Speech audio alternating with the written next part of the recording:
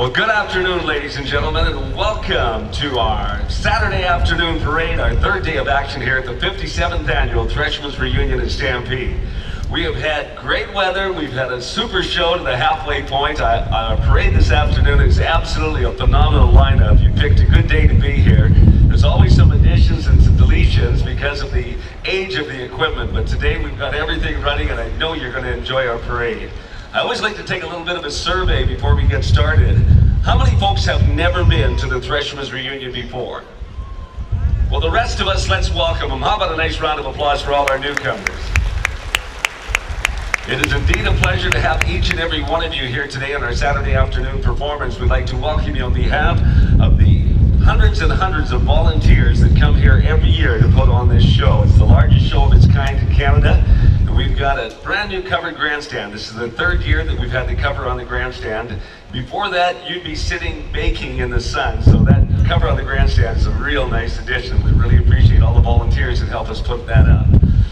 How many folks here have we today from the province of British Columbia? Anybody here from BC? Welcome, that's my home province. How about the province of Alberta? Anybody here from Alberta? Oh, the Albertans are here in full force. Province of Saskatchewan. Is Saskatchewan? Yep, Saskatchewan's here. How about Ontario? Anybody here from Ontario? Yep, we got some folks from Ontario all over the house. How about the Maritimes or Quebec? Anybody here from the Maritimes or Quebec? Don't see any hands today. How about the United States of America?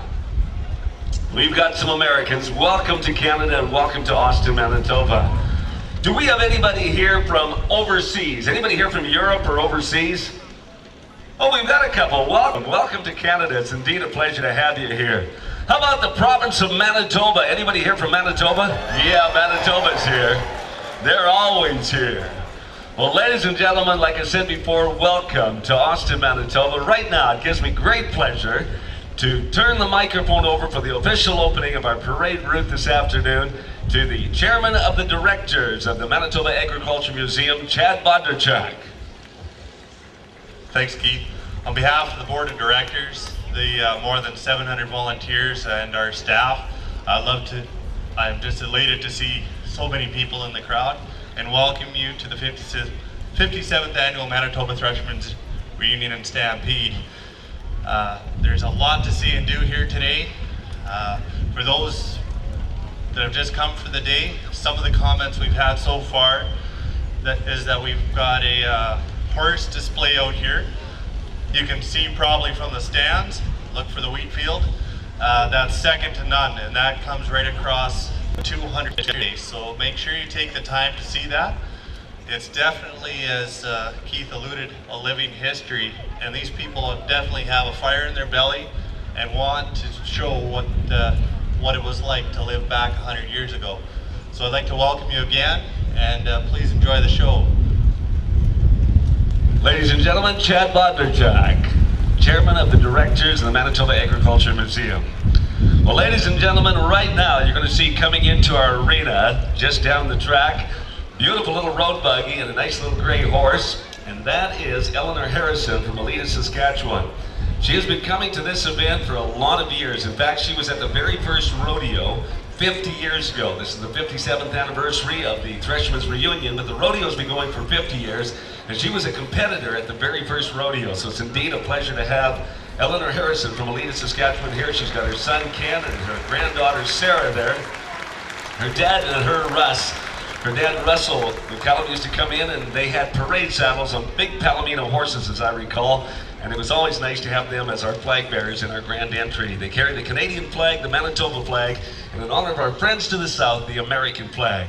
Ladies and gentlemen, right now I'd like you to rise and remove your hats for the singing of our Canadian national anthem, and please join in with a beautiful girl from McGregor, Manitoba with a fabulous voice, Courtney Sims.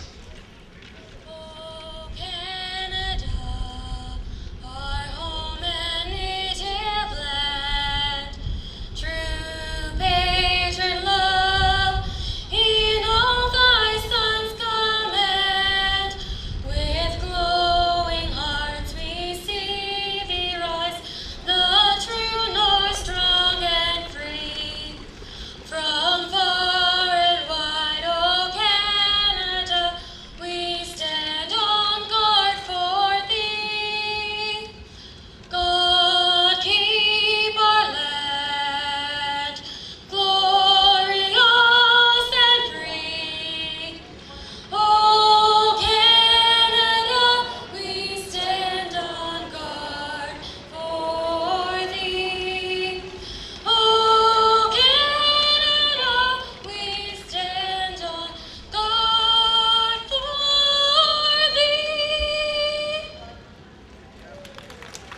Thank you, Courtney. Ladies and gentlemen, as our road buggy comes in front of the grandstand, Eleanor Harrison. She is part of our parade. She's the very beginning. Thanks, Eleanor. Thanks, Ken. And thank you, Sarah. Well, ladies and gentlemen, you're going to go to a lot of museums in a lifetime, and I'm sure many of you have been to many museums. But in museums, usually, the equipment that you see is sitting stationary with grass growing up around it. In Austin, Manitoba, we bring it in front of a grandstand, field ready and in operating condition. It's one of the few museums, maybe one of the only museums in the world to do this, and that is our Vintage Equipment Parade. What we try to do is give you an overview of what took place in yesteryear, how the West was won and settled for the settlers of who we now have as ancestors. Well, ladies and gentlemen, part of our rodeo performance each and every night is our grand entry, and we have the Hick Chicks from Austin, Manitoba, and area. They're going to put on a drill right after our parade this afternoon. We've got Randy, Cassandra, Olivia, and Lacey out there this afternoon, proudly flying our Canadian flags. How about a nice round of applause for the ladies to kick off our parade? The Ladies Auxiliary, this is a float coming in right now. They are the ladies, I'll tell you what, this is the Ladies Auxiliary's 48th year. They're the ones that prepare the meals up in the dining hall, and if you haven't been to the dining hall for a meal, make sure you go. Absolutely tremendous food. They work hard every day. Now there's a pancake breakfast going on Sunday up in the Heritage Building, but on Monday, we have got pancakes and sausages, $5. That's Holiday Monday. Come on down to the Threshermen Reunion Holiday Monday for that breakfast. Thank you to our Ladies Auxiliary. Now the ladies' activities, that's a different group. This is their 31st year. They run from 9 to 5 every day at the Reunion Ladies Activities Building. They've got a fashion show that goes at 4 o'clock. It's a $2 charge, I believe, to get into that, but well worth the money spent. They go through ice cream making of yesteryear. They have baking, soap making, all the activities of yesteryear. Leo Shear brings it through with the Alice Chambre C, one of our many events that takes place, but these ladies really reenact yesteryear. Thank you to our Reunion Ladies Activities. As they come through with their float, with embroidery, quilting, everything to do with the lady of yesteryear. Well, Tom Mills of Winnipeg, Manitoba, a former police chief, or I should say a fire chief of Winnipeg, Manitoba. He has been a ham operator for a number of years, and this is Canada's only amateur radio museum. It's right on the site of the Agriculture Museum, Manitoba Agricultural Museum float coming through right now. They've got their Ham Fest going on the 12th and 13th of August right here in the grounds. Thank you, Tom. Well, here's some of our youngsters, ladies and gentlemen, and they're driving. I know they're enjoying their ride through our parade route here. This is part of Miniatureland. Here's some of our newer implements in Miniatureland. We've got some very old ones there as well. The little cat up in front, our little Crawler International, the versatile four-wheel drive style. And we've got the sassy Massey girls right at the end there. They've got our little Massey tractors. How about a nice round of applause for our youth? That is the future of anything, is the youth. We have many, many young volunteers here in Austin, Manitoba. Ladies and gentlemen, each and every year, Samtronics videotapes our parade. Now, they don't always put out a video of the parade, but there are segments in every new video of our parade that takes place each and every day in front of the grandstand. If you haven't been to the souvenir booth yet, make sure you stop there, because if there's somebody in your life who is unable to come out anymore, maybe just unable to come to Austin, Manitoba at this time of year, you can take Austin to them. There's over 20 videos that cover the entire grounds here at the Agriculture Museum. There's one called Austin on Parade, which will be very, very similar to the parade you're watching today. And that's a way of taking Austin to somebody who can't come to Austin, Manitoba. So make sure you take in that. There's 3 brand new ones. There was a world record plowing match took place here last year, over 100 plowshares wide, and that was taking place, and they made a special video dedicated to that event in 2010. So that's just one of the new videos, but there are many, many videos to pick from in the entire set. I have every one of them, and I enjoy them on those cold nights in January. Well, ladies and gentlemen, the Manitoba Clydesdale Classic concluded this morning. It was the 22nd annual. You are looking at the champion 6-horse hitch right there. Delgetty Clydes, Brad Delgetty, up at the controls. Each one of those horses weighs 2,000 pounds, so you can figure it out. He has got 6 tons of horse flesh up in front of him, and that is a lot of power. The Clydesdale show went for the last 4 days. They actually started on Wednesday with some line classes, but for the last 3 during the Threshermen's reunion, and it has been exciting. Sherry Lewis, recognized horsewoman from Ontario, was our judge. And you're looking at the Champion 6. We had over 8 hitches in our 6 class. We actually had to divide them into 2 groups because of the size and the length of our hitches. This came to be, and this is our champion hitch. Ladies and gentlemen, Brad Delgetti. Thank you, Brad, for bringing it through this afternoon. Appreciate it.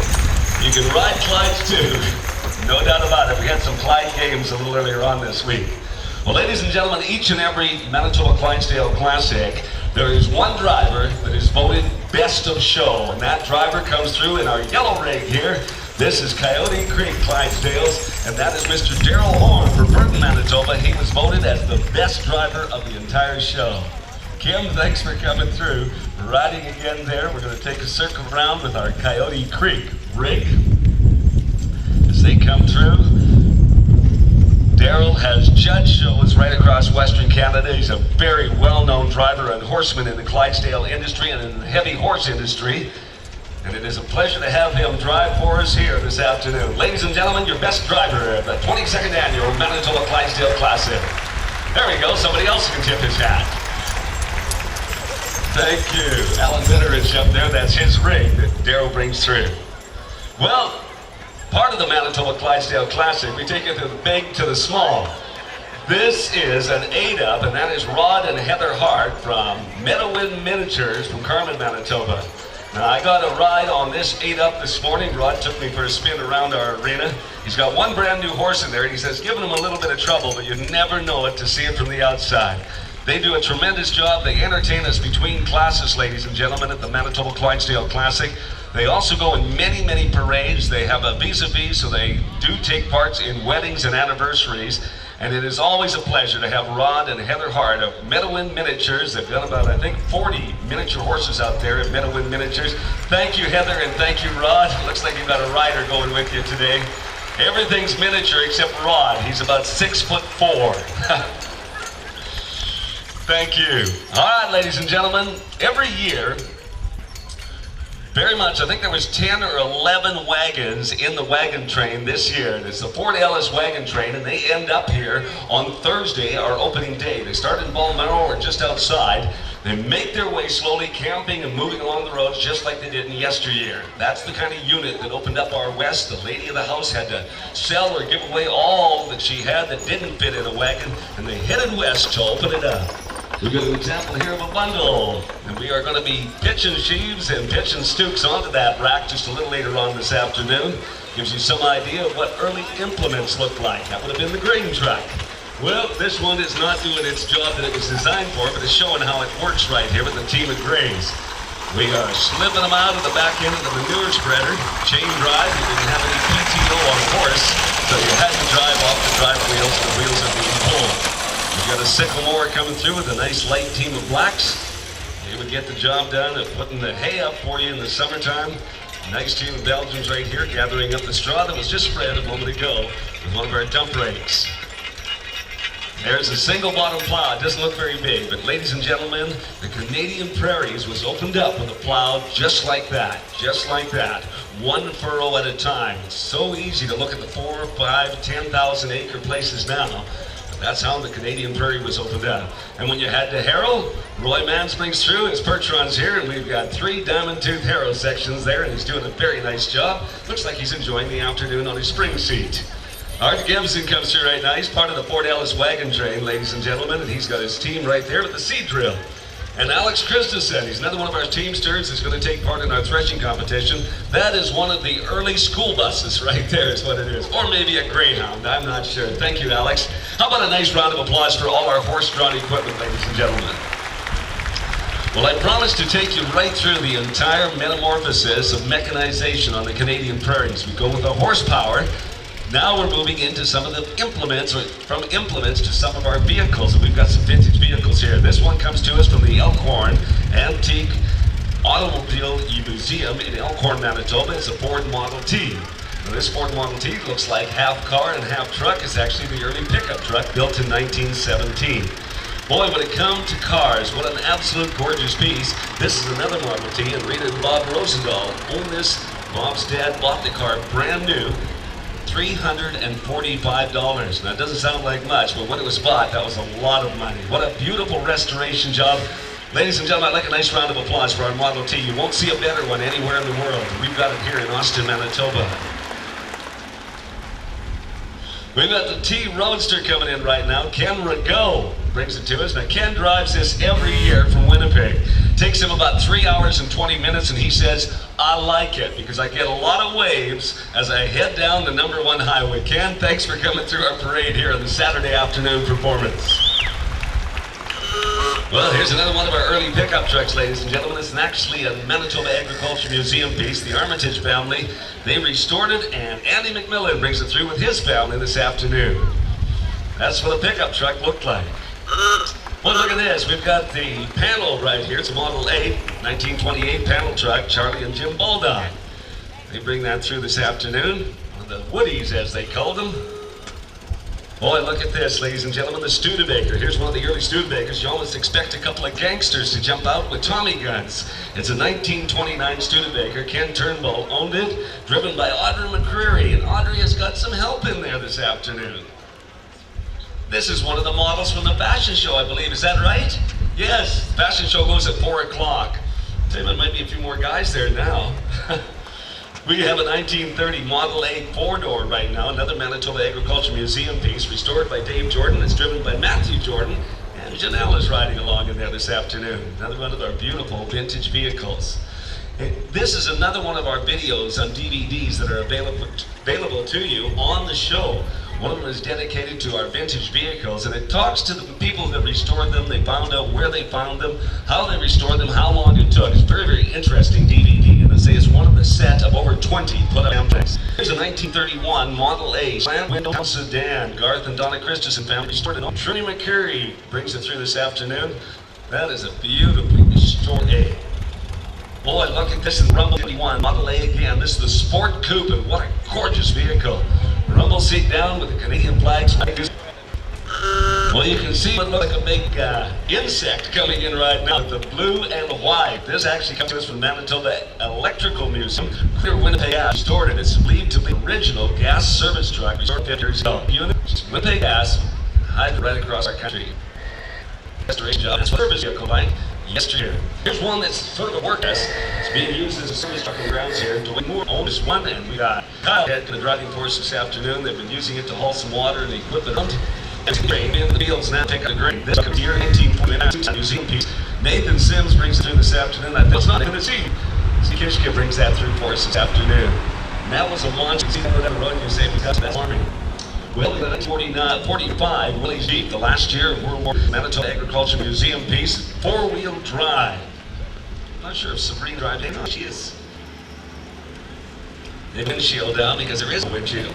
We have an International KB5 right here, ladies and gentlemen. It's a Lieutenant Nathan Sims, 1947 model. You call your number, you wrap the stock to town, and if you had the rack sealed up, you can rate it. It's a very used flat deck. Our 1949 International KB3, this is a Manitoba Agricultural Museum piece. Dave Jordan doing the driving this afternoon.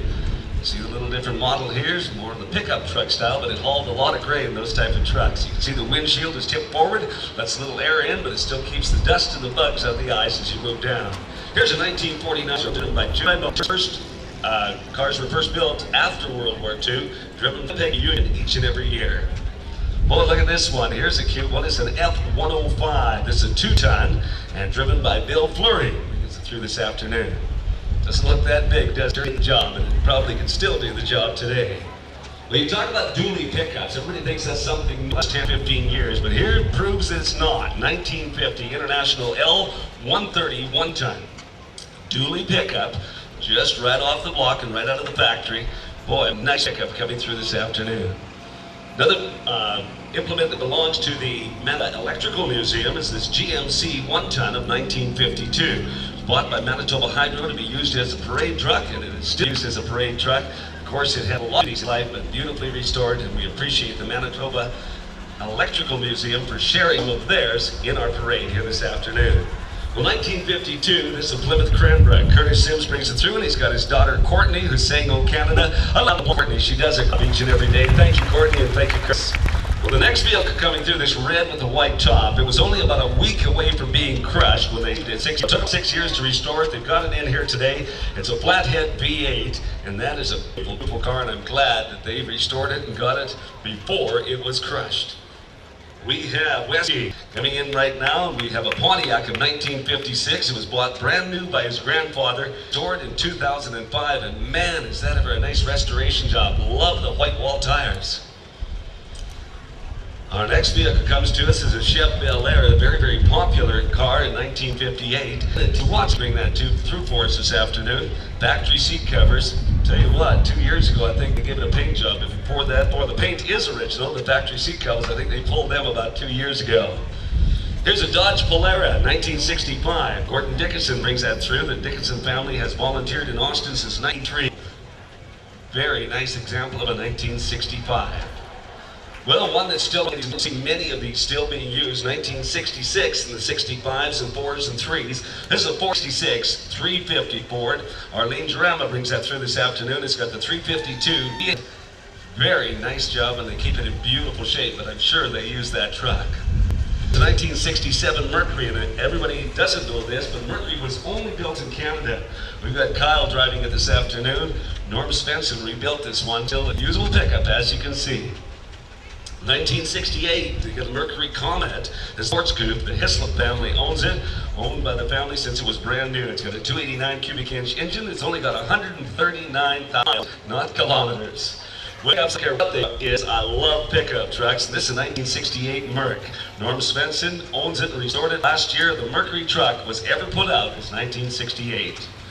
Barry Clinton, Manitoba, brings through a 1310 International in 1972. That's his service truck. But boy, he's for a lot of vehicles. You're going to see Barry through our parade quite a few times today. 1975, 200 International 3/4 ton. Matt Tolton brings it through. This was the last truck ever sold by Carberry Implements before they closed their doors. It comes through our parade this afternoon. Well, we've got a Ford Maverick. That was a 1975 Matt here. Bill and Dolores Casper bring it through. It's only got 17,000 original miles on it. Showroom quality right there. That's unbelievable. Must have bought it and stored it. Here's the 81 Camaro, and I love Camaros. There's a nice yellow one there. Gordon Simeon through right now, restored by Mike DeRue. Got Sheldon, I think, is doing the driving this afternoon. He's keeping it down to a dull roar because I know that little Camaro can go. Well, every community needs a fire truck, ladies and gentlemen, and we have got a ladder truck here this afternoon. It's a 75-foot ladder truck, originally Winkler, 12-cylinder Seagrave engine is in it. Eric Carlson brings it through this afternoon. He's wearing vintage fireman equipment as he drives it through this afternoon. John Chalmers, retired City of the firefighter, riding along with us to his donated by. Here's the RM of Hamilton, 1961 Mercury truck, a 600 series. Hamilton Fire Department. I'm prepared, and I know it is in working order. I'd like a nice round of applause for all our vintage boats. The raffle that is coming up tomorrow night, we're going to be making that. It's a round trip from Winnipeg to Vancouver, back to Winnipeg on Via Rail. I've not on the trip, but I know some folks that have, and I'll tell you what, they say it's the most fabulous trip through the Rocky Mountains you could ever take is by Via Rails. Everything drops away from you, goes up, right beside you. If you would like to go on that trip, buy yourself a ticket. They're only $5 each. I'm sure you get one. We have got our steam parade coming in right now, ladies and gentlemen. This is the Down family engine. It was manufactured in 1914. It's an 1850 horsepower. Technological colleges, U of M, and it was used to heat in the wintertime and to train engineers during school hours. Couple of special features. The engine has 3 whistles, one of the smallest case engines, and has 4th generation engineers on it. Now I know each one of our engines has a whistle. I want to hear the whistle. Hey, how about that? Now don't forget, ladies and gentlemen, it's got the water tank in behind. It's a Sawyer Massey water tank owned by Robert Rice, rebuilt in this past winter in Cold Lake, Alberta. After the parade, there will be hands-on demonstration on how they built the tank with a hand pump on the back, the steam engine used an injector line to draw the water from the tank to the tender. So it was an ongoing thing. They didn't have to stop to fill up the tank. They could keep on with whatever they were doing. Very rare piece, and we appreciate the Down family for bringing it in. Now our next steam engine is actually a J.I. Case engine, 1850. We call it the Jones 50, and this is in memory dedicated to Mr. Fred Jones, a longtime volunteer and steam operator who passed away a few years ago.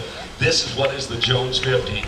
Brand new, this engine would have cost about $1,750. Doesn't sound like a lot of money, but that was a lot of money back then. Most of these engines are getting close to 100 years old, some of them over it. The engine has a top speed of 2.3 miles an hour, and I would say we're going pretty close to top speed right here. Does it have a whistle? You bet it has a whistle. Now, I want you to remember as our steam engines go in front of us, ladies and gentlemen, how much noise you're hearing right now. They're very quiet, move down the road, 2.3 miles an hour. They're not going to be much of a menace when it comes to that. And when you heard that whistle, if you were the lady of the house, you could start walking to the garden to pick the potatoes for supper, because by the time he got home, the potatoes would be done. We have with us the Carruthers engine. This is the one that started it all. Mr. Don Carruthers, the man and founder of the Manitoba Agriculture Museum. At one point, this engine's life was used to build the number 10 highway through Riding Mountain National Park. Later today, you'll see this steam engine steaming some corn over at the corn and barley corral about 4 o'clock. This engine has also been used in our threshing competition. We go gas against steam, and these steam engines, we switch them on about every 2 or 3 years, give somebody another opportunity to be on the Threshermen's team. Well, ladies and gentlemen, coming through right now, you can see the big gang plow in behind. This is the largest steam engine ever built by the J.I. Case Company. It developed up to 110 horsepower. This engine can plow 3.9, just about 4 acres an hour, and it used 110 pounds of coal per acre while pulling 5 4-furrow disc plow and harrows. This engine was purchased from the Western Development Museum way back in 1964. Tell you what, the guys hope to take this engine out plowing a little later this afternoon, and I hope they do too. Thank you for bringing it through. And I know we've got a big whistle on the big engine. Now the gang plow that you see in behind here, ladies and gentlemen, that was part of the Hyundai Plow Share Plowing competition last year. With another one beside it, and another one beside it, and another one beside it, and they pulled it, and it worked, and that was absolutely phenomenal. There is a video and DVD out on it right here at the museum, but you can watch the actual pull on YouTube on your computer. Just punch in 100 plow shear wide plowing competition and you'll see it. Here comes the Gar Scott, ladies and gentlemen. Our Gar Scott is a 2575 twin-cylinder engine built by the Gar Scott Company. This engine came from Tilston, Manitoba. It was donated by the Jones family. It was a lot of time plowing, and when it arrived, the gears were so worn out that they had to back it up into the sawmill to use it in the sawmill as their power. After coming to the museum, of course, they replaced those gears, and we've got a beautiful steamer coming in front of us. And I want to hear the whistle on the Gar Scott.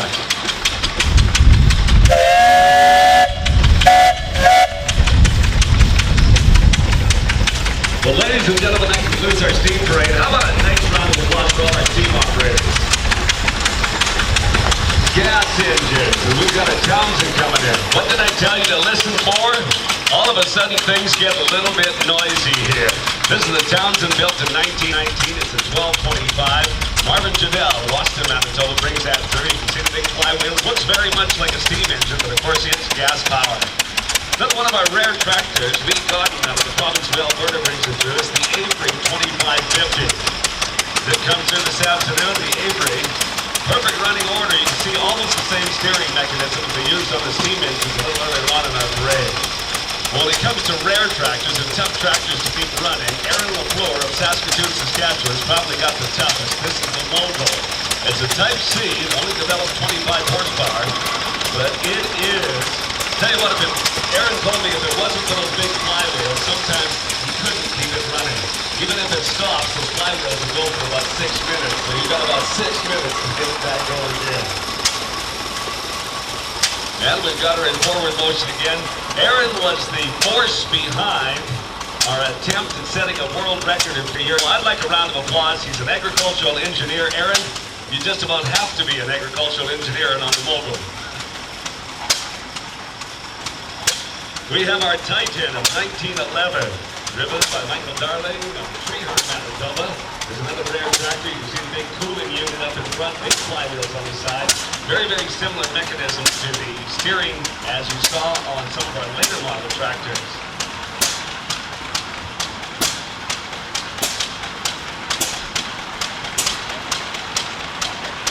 Now, ladies and gentlemen, each and every year at our Vintage Equipment Parade, there is an award for Best Kept Artifact.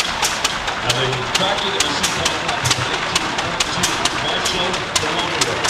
It is a Model F4270 tractor manufactured in Gainsborough, England. Built between 32 and 70 horsepower on the belt, 32 is a 12R. Donated to the museum by the family of the original owners in Bay, Grosse Isle. Tractor was restored by Gilbert, Keith, Jeb, and Elvin this winter. We're glad to see it running. We're going to get them to stop their engine. Chad Bodnarchuk is going to make the presentation. Ladies and gentlemen, best kept artifact of the 2011 Manitoba Threshermen's Reunion Vintage Equipment Parade.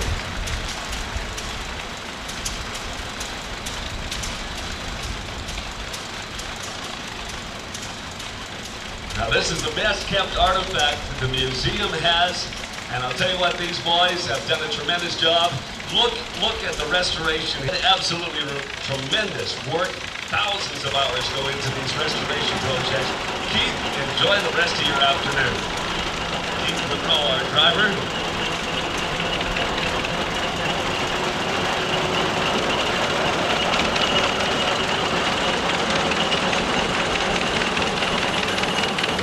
Ladies and gentlemen, I'm going to take a little survey right now.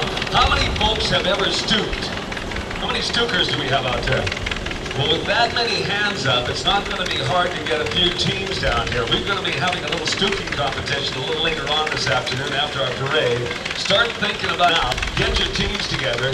We always have fun. And I'll tell you what, you only live once. Come on down, enjoy yourself. Too soon it's going to be January and 40 below with about a 60-mile-an-hour wind blowing, and you're going to say, remember how nice it was that day in Austin? Take advantage of it. Get into the stooking. Have some fun. Here's another one of our rare tractors. This is the Flower City 3050, driven by Ken Turnbull of Threshermen, Manitoba. You can see the cooling unit on the front. A little different style, but it is a radiator. That's the job. You can see the water going in there, cooling that big engine. Well, our International Harvester group of tractors are coming along now. We're going to start off with some always quality. It's a 1530. Rob Spencer from Winnipeg brings that through this afternoon. We've got a little Farmall coming in there right now with the cultivator in behind. That's a Farmall F12. That's driven by, well, I'm not sure. Elliot was on it yesterday. That's Stephen, that's right. He was through already. Stephen, thanks for bringing it through. He's got his own cheering section out there. Well, here's a McCormick Dairy coming to us right now. This is the 1020 McCormick Dairy built by the International Company. And Merle Schreiner from Minto, Manitoba brings that through this afternoon. You can see rubber tires, some of our earlier tractors. Of course, the wartime tractors didn't have rubber on them as the war effort was an effort. Matthew Colton brings through our little track tractor. That is the T20. Thank you, Matthew, for bringing that through this afternoon. Here's a little McCormick right here coming through. This is the 1925 McCormick Dairy 50 or 1530 in Cameron. Brings that through this afternoon. Well, Alice and Calvin brings it through on the International Cup. I'd like a round of applause for all the ladies that come through our parade. You bet. They do all the work on the farm anyways. We may as well give them some recognition here in Austin. Thanks for coming through, Allison. Well, our beautiful little row cropper coming through right now, ladies and gentlemen, is a 1947. That's a B farm. It was restored by Barry Clem, and we have got Mad Dog Fred and his wife Ava from Winnipeg, Manitoba. Nice to have you here, Fred and Ava. Another row cropper, the Farmall Lamb. We've got Albert Schiller from Beausejour, Manitoba, up in the Farmall Lamb. See the close tires on the front, the row crop. We used to have one of those on my farm when I was a kid, but I never got to drive it because I wasn't strong enough to push the clutch. We had a John Deere and it had a hand clutch on it, and I could handle that one. We have the Farmall Lamb following that right here. Tim Hebert. Now that's Tim's tractor. He comes from Grunthal, Manitoba. He comes every year. It's nice to have you back, Tim. One of our volunteers, one of the many volunteers in Austin's Threshermen's Reunion Vintage Equipment Parade. Farmall H. Now not a very common tractor, but there was many of them out there. And we've got Krista Creek from St. Anne's, Manitoba. Usually on it, not today. Well, the farm-all tractors, we see them coming right here, very, very popular, and it attests to their ability of lasting and going the distance. Cora Pole brings through our little farm-all A right here up in front. We've got a McCormick W4, though these were very, very popular tractors. Aaron Dickinson from Manners, Saskatchewan. We've got a W4 furthest away from the grandstand, ladies and gentlemen. It's a 1951 model, and Danny Taylor brings that through from Bertle, Manitoba. Boy, what a nice selection of our McCormick during the international line here today. 1940 International Model A with the Ultimate one. We've got Kim Cavernall from LaSalle, Manitoba, comes through a bit. See one of these little tractors. They look cute today, but boy, they can still do a lot of work and very, very popular with our market gardeners. 1940 International Super M. Go with the C first. We have got our sycamore in behind it. You can see how the different row crops, some have the wheels close together, some right in line with the back wheels as not to crush any of the plants. Ed Mueller from Tyndall, Manitoba brings that through this afternoon. Thank you, Ed. Now, here's our 1940 Super M with the hay sweep on the front. That would gather up whatever you wanted to gather up, whether it was hay or stooks. Craig Schreier from Beausejour, Manitoba brings that through. Thank you, Craig. Fine example of some of the early front-end loaders we're going to see here. Well, you talk about early front-end loaders, the International 300 utility with the loader on the front. Braden Lindsay from Brandon, Manitoba brings that through. And that's a great tractor to learn how to drive on. Braden, you're doing a good job. Hydraulics on that one, but if you look at the tractor and loader closest to our grandstand, it's a 1940 International 26 horsepower with the Coates loader on the front. Very early loader, that's a chain drive, and Barry Schreier from Beausejour is up at our controls. We have got our 1940 Farmall MD deal. Sabrina Woodward from Portage Prairie brings that through this afternoon, one of the early diesel tractors put out by the international line. Well, there's an MD closest to our grandstand there. That's a big diesel as well. Chris Roy from St. Adolphe brings that through this afternoon. Thank you, Chris. All in the same line, ladies and gentlemen. Very nice job. We've got a 1912 Case 2040. Glenn Weed from Morden, Manitoba brings it through. You see the canopy to keep the sun off and the rain off, as the case may be. Have to remember, we're bringing all the equipment in front of the grandstand. To have that much equipment, we've been watching it here for probably half an hour, a little over half an hour, and it's still rolling through here. We've got ways to go. 1919 Ford 2040. Norman Hunter, the owner, and his grandson Murray Hunter is up at our controls. You can see the headlight, very rudimentary, but there is a headlight at the top here of our case. Coming through right now, we've got our down family. Case 2040 old style, pulling the separator.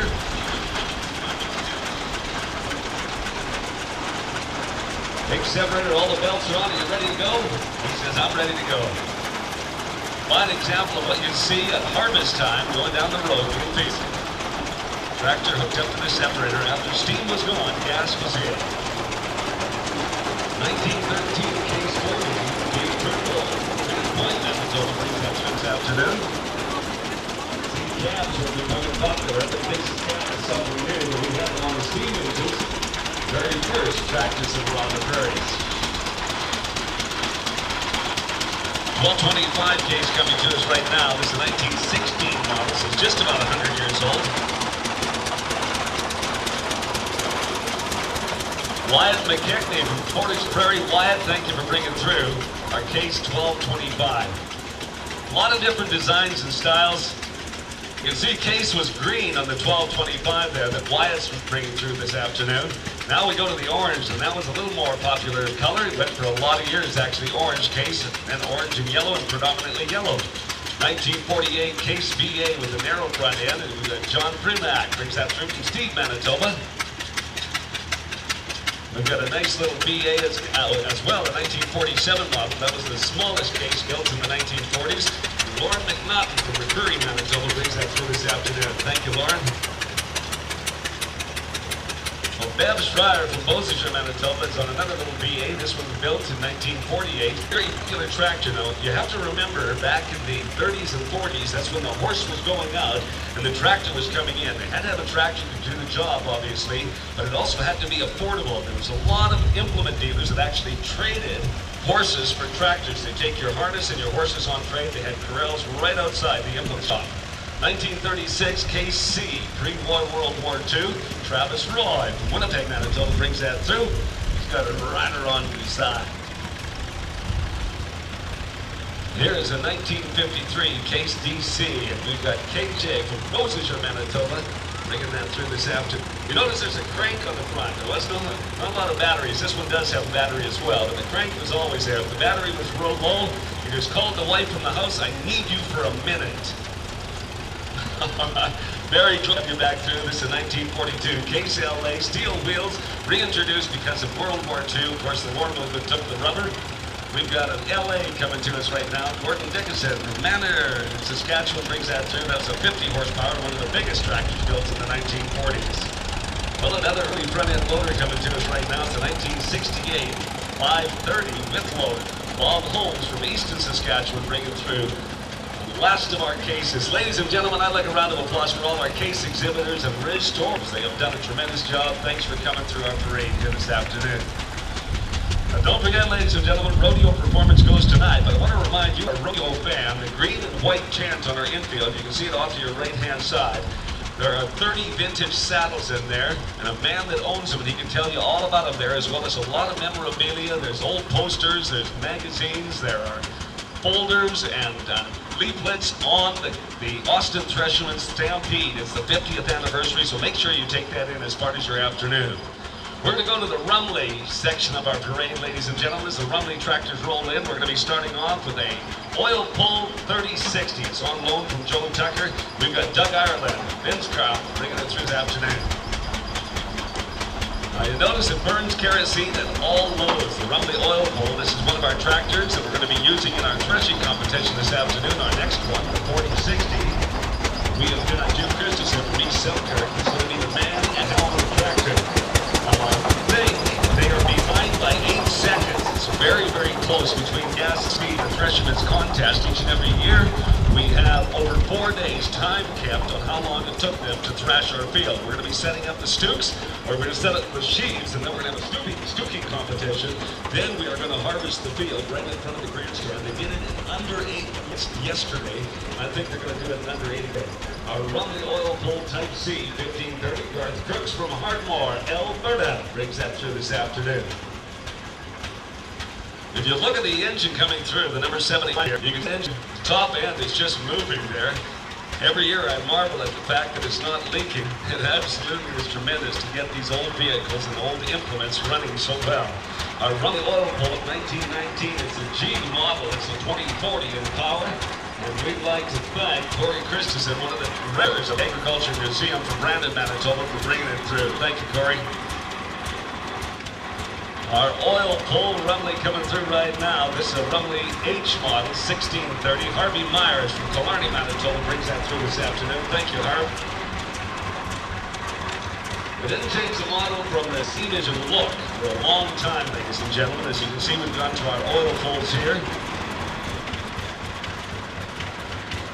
It's a 1922 Rumley 1630, and we've got Rob Alton. Well, we got Scotty up there, and that's who we've got. It was one of the Alton boys. Nice to have you through.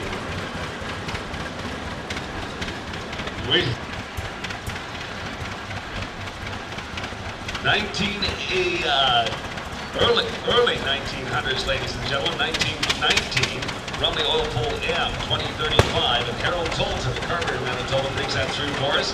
Coming now, we've got Jeff Whitechuck from Winnipeg on the Model H 1220. Look at the little Alice Chalmers. Now we change again, ladies and gentlemen. Cute little Alice Chalmers coming through right now, and that is a Garden Model G coming through right now. Alice Chalmers. Yeah, early 1940s, Allison Chalmers, WF coming through right now. Michaela's that through for us this afternoon. Thank you, Michaela. She's pulling a power unit in behind. Well, there is a beautifully restored back, ladies and gentlemen. It's the 210 Alice Chalmers, the land handler. Now, we're going to get them to stop into the grandstand. Chad Bodnerchuk, our chairman of the directors of the board here at the Agriculture Museum. This is the best dressed gas in the entire parade for 2011. Jessie Lee Dickinson from Manor, Saskatchewan will accept the award on behalf of her family. It's a 1970 Alice Chalmers 210 best dressed. of the entire parade. Ladies and gentlemen, you got a round of applause for them. Jesse Lee, thank you for coming through our parade.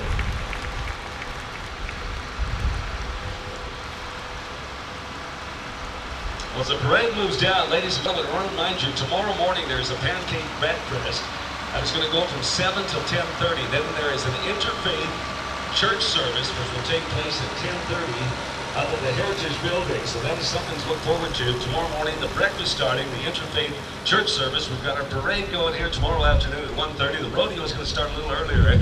5 o'clock start, I believe, on the rodeo tomorrow afternoon.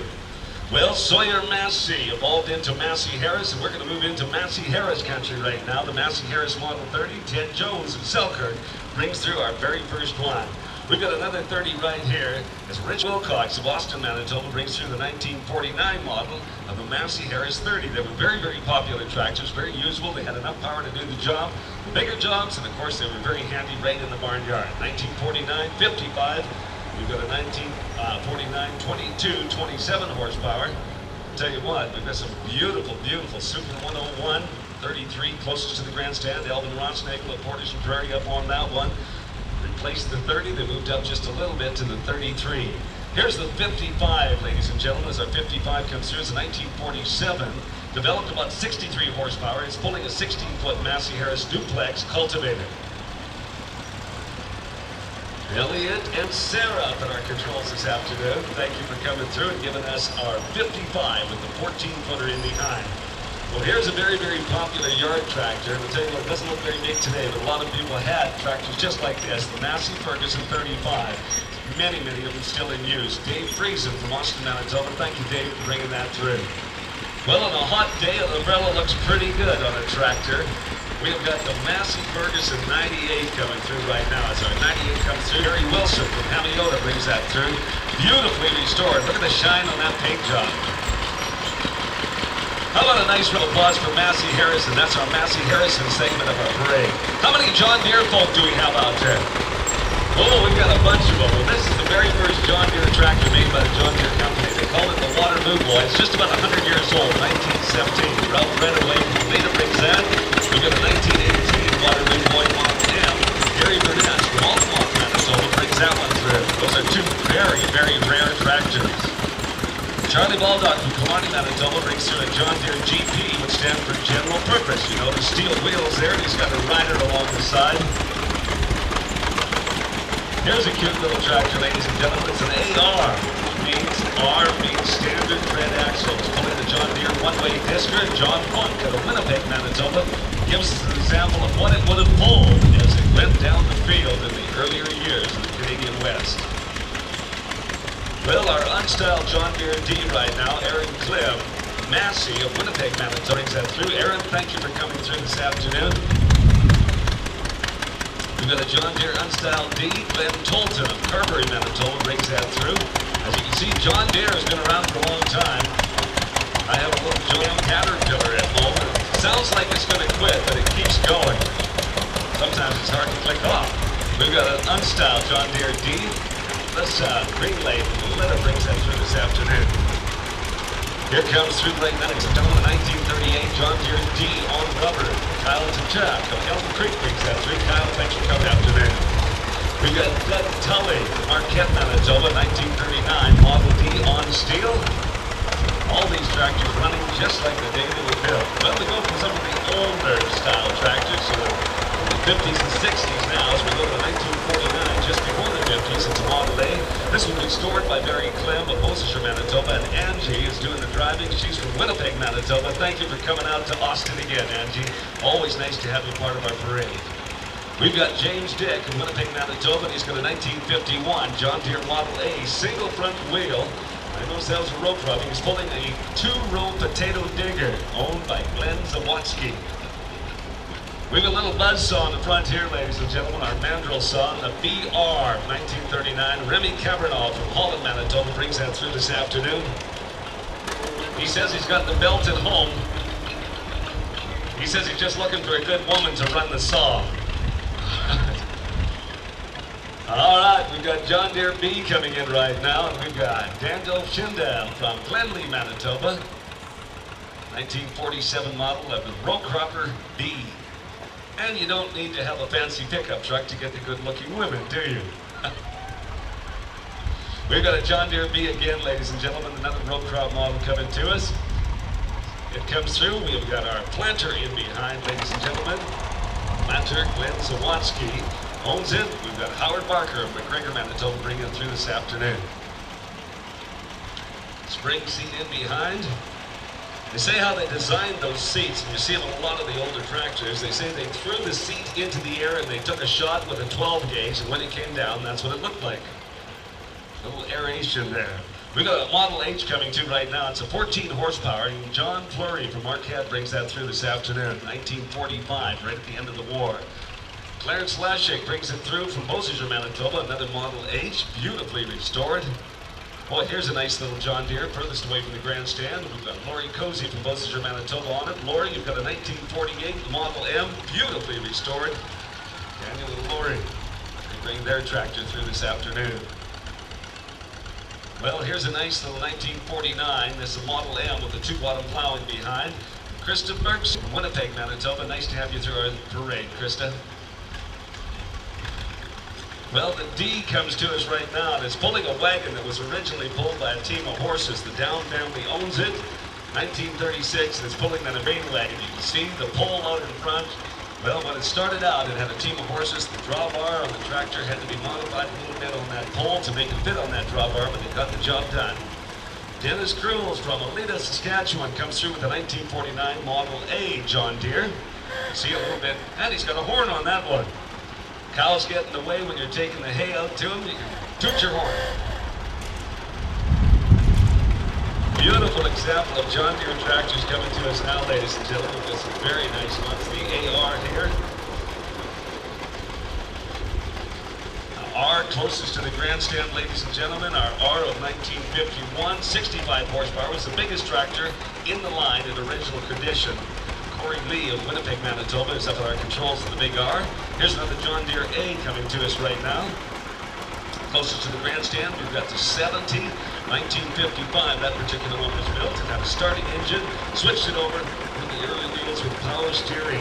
Zip Booper from Swan River, Manitoba brings that to us.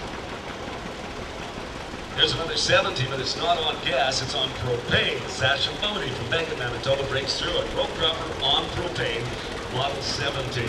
Ladies and gentlemen, how about a nice round of applause for the green and gold John Deere, the yesteryear. Well, we moved from John Deere, ladies and gentlemen, to Hart Parr, that originally, or eventually, turned into Oliver and Cockshed. We're going to give you an example of some of the early Hart Parrs coming in right now. This is a 1927 Hart Parr. It's a Model 40. It developed between 28 and 50 horsepower, which replaced the 2240. Kim Cleaver from Sydney, Manitoba brings that through. We've got a Hart Parr, it's a Model 20.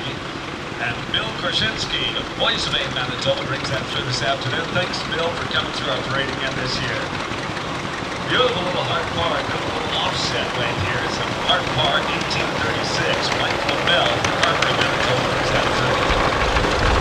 Hart Parr 30, type in the movie. We've got Colin Korshinsky all the way from Edmonton, Alberta. I think this is Colin's first time through the parade. Colin, nice to have you through our parade this afternoon. One of the many volunteers that comes right across Canada to be here. Colin, thanks for coming through. We've got Mackenzie Nibbs of Somerset on our Hart Parr 1224. You don't have to be big and you don't have to be old. All you got to have is good instruction and you can drive one of these tractors. Mackenzie, thanks for coming through. Now we go from Hart Parr. You can see Cockshed with Hart Parr underneath it on our radiator there. We've got Justin Barber's dad up there doing our driving this afternoon in our early Cockshed. Here's one of the early Olivers. Looks very much like Cockshed. It's the standard 70.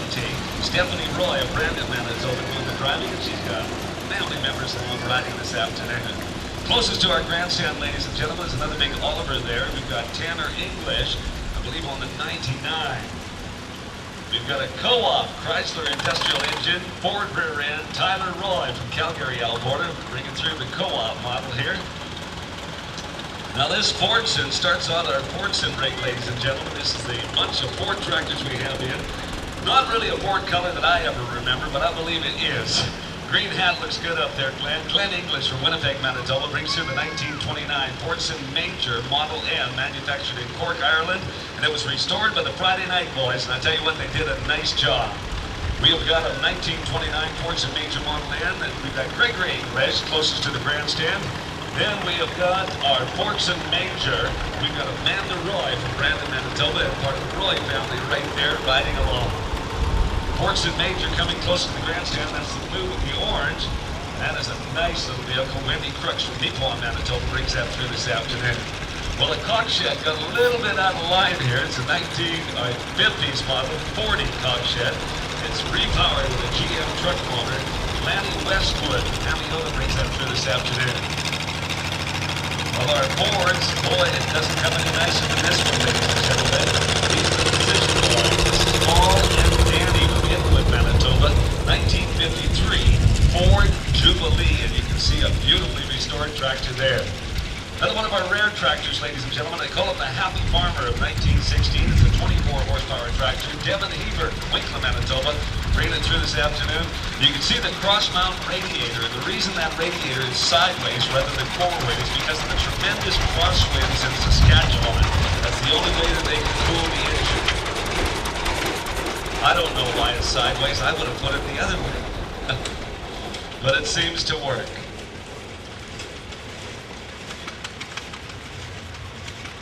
Well, ladies and gentlemen, Brantford, Ontario, the 2814 horsepower Beaver tractor. Glenn has got it running very well this afternoon. Glenn Lennox brings it through this afternoon. Our Beaver tractor from Brantford, Canada. The Huber, another one of our very rare ones there. As the Huber comes through, ladies and gentlemen. This is the Huber Model A. We've got George Gortson from Winkler, Manitoba. George, thanks for bringing through. Looks like you've got it running beautifully. You can see the crank on the front. I wouldn't want to crank that big one, I'll tell you. I would want to get it on the first kick, that's for sure. Here's another one of our cross-mount radiators, ladies and gentlemen. It's beyond me why you put it sideways, but I guess to keep the bugs out of it, that's all I can figure. Hubert Cavernall from the South Manitoba brings through. It's an Eagle F 1222. One of our rare tractors we see in our parade, not sitting in the grass, but coming in front of a grandstand in perfect running order. Nelson, ladies and gentlemen, that's a Nelson Jr., 1625, and we've got Robert Weeb out of Winnipeg, Manitoba, coming through with it. See the traction wheels right behind the driver. This little tractor is called the Empire. It's actually a tractor built from Willie's Jeep Surplus. Glenn Beamish, Winnipeg, Manitoba. Now, he's the guy that's going to be taking the names for the Stookie competition. He is going to be coming down in front of the grandstand. Is it cold hard cash again today? Cold, oh, big bucks. He's saying like Super Lotto big bucks? More than Super Lotto big bucks. All right. We've got a gray right here. It's an 1830 main wheel drive. There's that big steel drumming behind there. Glenn and Cindy and Nathan and Greenlay are up on top right there. You can fill up that rear wheel with water for extra traction. Very rare tractor. Well, we got the Minneapolis coming through right now. It's called the Twin City, and David Lee, Frame Manitoba, brings that through. It's a 1930 model, 2132. Here's the Minneapolis comes to us right now. So Minneapolis slides in. There's the models, Minneapolis Moline 1730, and that's the country we're moving in. You kind of caught me off guard with that gray color. It's always gold and red out there. Nice to have you through our parade. One of our great exhibitors right there, bringing through our first of the Minneapolis Moline. Fred Ullman of Austin, Manitoba. All right, our next Minneapolis Moline is a U, ladies and gentlemen. As the U comes through, this is in memory of Mr. Bill Shear. Kevin Guy from Carson, Manitoba brings that through. Kevin, thanks for coming through our parade this afternoon. Well, you can see beautiful restoration jobs right on through Minneapolis Moline. As they come through, we have got our Minneapolis Moline Model R, pulling the Minneapolis Moline seed drill, David Dewitt from Mitchell, Manitoba. Now, we're going to get them, can you just stop for a moment? Now, Shannon Neufeld and the good-looking gentleman who doesn't get to drive today. Is there, you having a problem with room on that seat there or something? They're going to be married here, ladies and gentlemen, on August the 13th. How about a nice round of applause right now on behalf of the impending marriage? The museum would like to give you a shower. What day would be good for you? Is today all right? How about right now?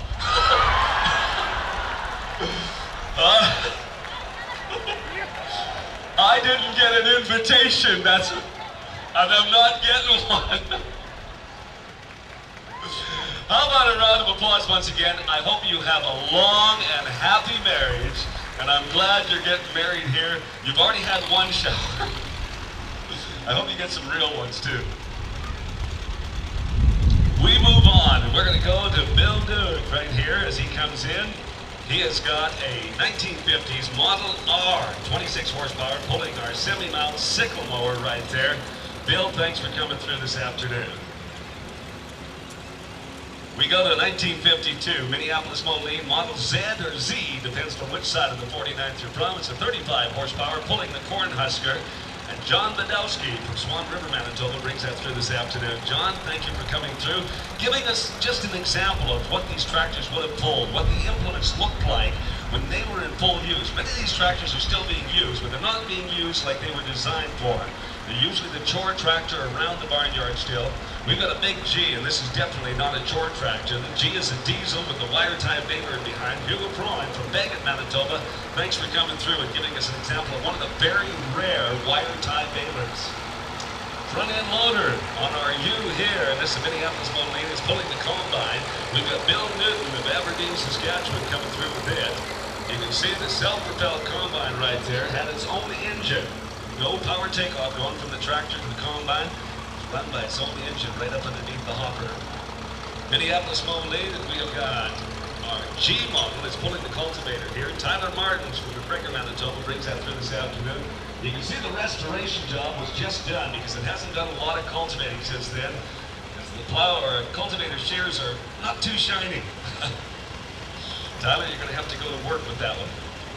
We go to a what is going on? The man who restored most of the equipment in Minneapolis Moline, part of our parade, is driving a McCormick. Ladies and gentlemen, this is Helmut Neufeld. He's got the binder in behind our W4. He's a member of the Royal Canadian Mounted Police. He has been chairman of the expo here at Threshermen's Reunion. Helmut, it's always a pleasure to have you through our parade. Keep restoring the equipment. We appreciate it. Well, we leave our Minneapolis Moline line, ladies and gentlemen. We're going to our McCormick Deering line. All right, as we see the McCormick Deering separator move through with the WD9, and there was a large tractor, a very, very popular tractor that replaced a lot of horses. That was one of the big ones. We've got a sugar beet harvester coming right now with the International Farm All Age. Marcel Massey of Winnipeg, Manitoba, brings that through this afternoon, and it can still do the job. That is field ready right there, ladies and gentlemen.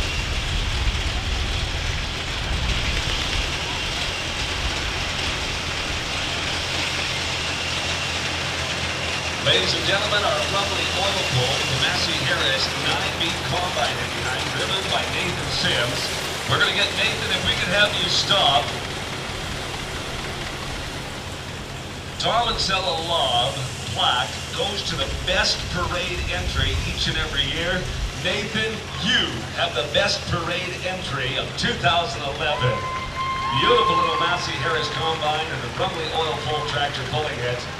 Chad Bodlerczyk and Mrs. Law making that presentation right now. Congratulations. How about a nice round of applause, ladies and gentlemen. The best entry of our parade.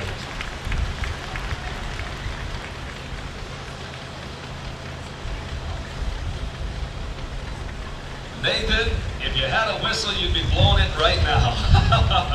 Thanks. Steve, how's it running back there? Everything looking good? Your hat changes every day. Well, ladies and gentlemen, one of my favorite people in Austin, Manitoba during the reunion is the man on the tractor coming with our combine right now. That's Curtis Sims. His family, that's Nathan, his son, on the front right here. His family, Courtney, the singing from Canada, the family, oil pro, 2545 Model R. He's pulling the Nicholson 7 combine. Curtis came through with one of his vintage vehicles, the Plymouth Cranbrook, a little earlier on. Curtis, thanks for coming through our parade. Always enjoying seeing your smiling face because you're having fun, I can tell. Well, a little John Deere, and those are the sheaves that we're going to be setting out in our stoking competition. I'm not sure.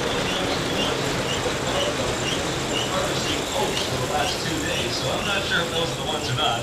But when you stack a bundle wagon right, you can get it stacked just like that. There's a lot of sheaves on that bundle wagon. Right now we go into some of our harvesting equipment, ladies and gentlemen. Not binders and threshing machines, but self-propelled combines. We've got a Massey 27. Mike Gregke, Garson, Manitoba, is up with our controls there. The Massey Harris Super 27. Well, we got a CCIL manufacturer in Manitoba right here. Tell you what, this was owned by the late Jack Stewart. We've got Troy Hickman from Brandon, Manitoba. His grandson driving it this afternoon in his memory. CCIL combine, you can see a little bit more driver comfort with that cab. First one through here, the Super 27, no cab. Now we can keep some of the dust out. Go take a little bit of the heat of the sunshine in those beautiful days in September and early October when the harvest takes place. And a 5542 follows that. That's one of our big whites. 5542. And we've got Art Wilcox of Austin, Manitoba doing our driving this afternoon, giving us an idea of what some of the early self-propels. You see these combines now, they look pretty small compared to the giants that are out there harvesting crops today. But they can still do the job and still do the jobs on many farms right across the Canadian prairies. 1960s, they came out with the gleaner. That was an Alice Chalmers. A very nice example of a compact little combine that can get the job done on the average small farm on the Canadian prairies. Very nice little gleaner there, and Alice Chalmers did a good job of making sure that it was one of the most efficient combines ever sold. And it can stay.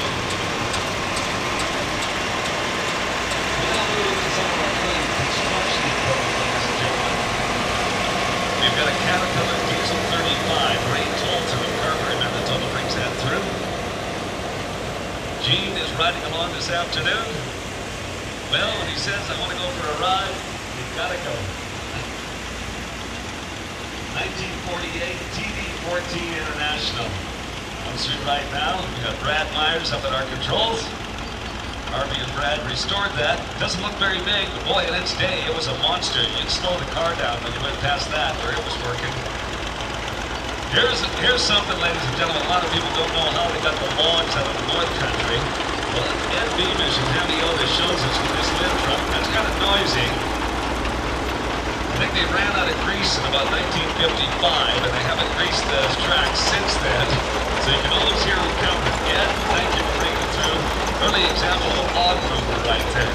Here's a little 2-ton Caterpillar coming right now, or 2-ton. It slides through, it's got the crank start on it. Not very big, but it did log with it too.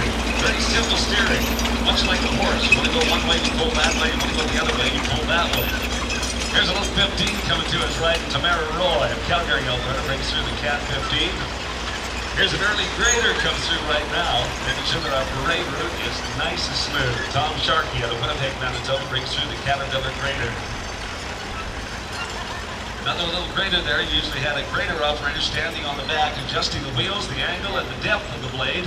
Pulled by a cat just like that. Got headlights on it, you can work after dark. We've got Tyler Morissette from Rathwell, Manitoba. Family up there. 1936 RD6 coming in right now. The RD6 is a very, very popular cat of its age. It was used extensively and still is used. Chris Isburn from Threshermen, Manitoba brings that through this afternoon. Closest to our grandstand, ladies and gentlemen, we've got Aaron Rosenkrantz from Prairie, Manitoba with the Oliver Glenn Track BD. How about a nice round of applause for our construction equipment segment right there? Gives you an idea of what some of the early construction equipment looked like. We've got our big Roy coming in. Now, the Versatile company actually never put this tractor into production. This is just a prototype. They built one just to see if anybody would be interested in it. It's so huge. It developed over 600 horsepower at the drawbar. There's actually a TV camera on the back that lets you look on a TV screen in the cab what's taking place behind you, so that when you back into an implement, you know when you're getting close to the pin. Absolutely monster. It has been part of our parade for a number of years, and we thank Versatile, known as the Big Roy. Thank you, gentlemen, for bringing it through. When you talk about the Roy family, we've got Chris and Paul there. They've got Johnny Roy. He's our coach. This customer a couple of years ago. We sure miss him. Well, I'll tell you what, his spirit is here every time we crank up the Threshermen's reunion each and every year. Chris and Paul, thank you for being here. That's the D100 Versatile, and that's our tow truck. Anything breaks down on the parade route, we throw a chain on it, we can pull it out. Well, ladies and gentlemen, that concludes our vintage equipment parade. We're not done in front of the grandstand. We're going to be bringing in a steam engine right now. You can see the steam engines lined up off to your right-hand side. That's for the turtle race. The object of that race is not go fast, but to go slow. Now, what Garth Christensen is doing right now up in front here, Garth, we beat you yesterday. I know what we did. Doesn't matter how much. We did. We've got a tug-of-war going on. Now, I want Glenn, just take your hat off so the folks can see you there. This gentleman right there, he's waving his hat. Come on down and sign up for the Stookie competition. We need 4 teams, 2 members to a team. If you're kids, you can have 4 members to a team. Come on down and sign up. There's cash awards for our Stookers here this afternoon. Now, what we are setting up is our tug-of-war. This is man against beast. I'm just kidding, Garth. Man against steam is what it is, ladies and gentlemen. So if you would like to get into the action and say you were part of the Threshermen's reunion in 2011, come on down. I don't care if you're male or female, I don't care if you're 6 years of age or 80 years of age. Get into the action, give somebody a camera to get the shot. They'll show you on the tug-of-war line here. We need about 150 people, so we need everybody that wants to come on down. Make your way down, don't be bashful. You've been sitting for a long time, let's get into the action. Come on down here. We're gonna move to our tug-of-war here in about 2 minutes' time.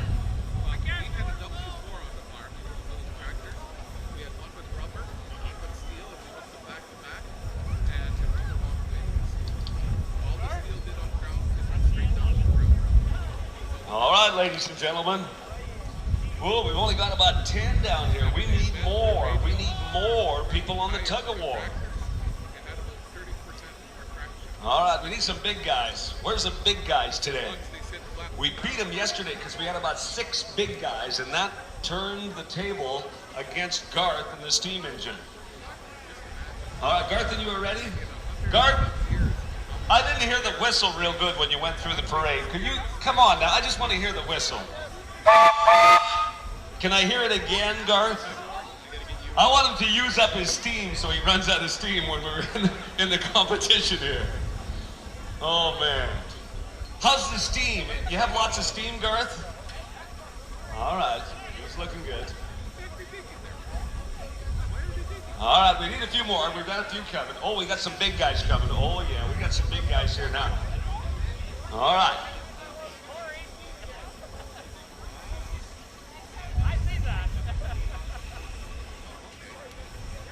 All right, we need a few more. Still room. Make room on the rope. Okay.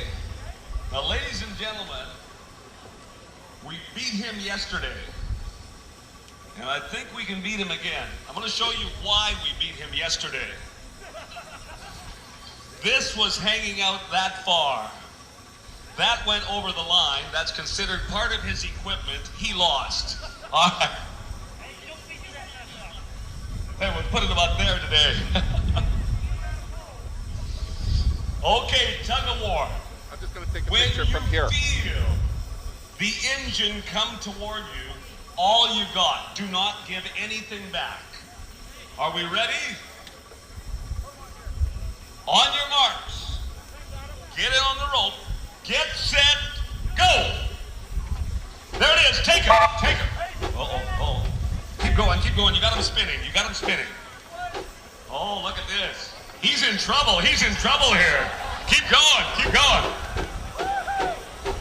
Oh, man. He is in trouble. Look at this. What a great tug-of-war. Oh, you're in trouble, Garth. You are in trouble. Garth. Trying. He's spinning. He's spinning. You're dropping a lot of steam there, Garth. Dropping a lot of... Look at it. Go. Is that all you got, Garth? Is that all you got?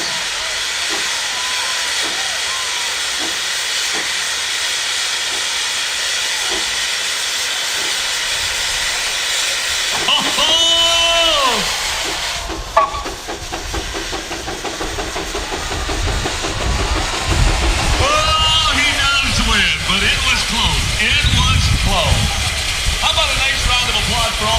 got into the tug of war. I enjoyed that.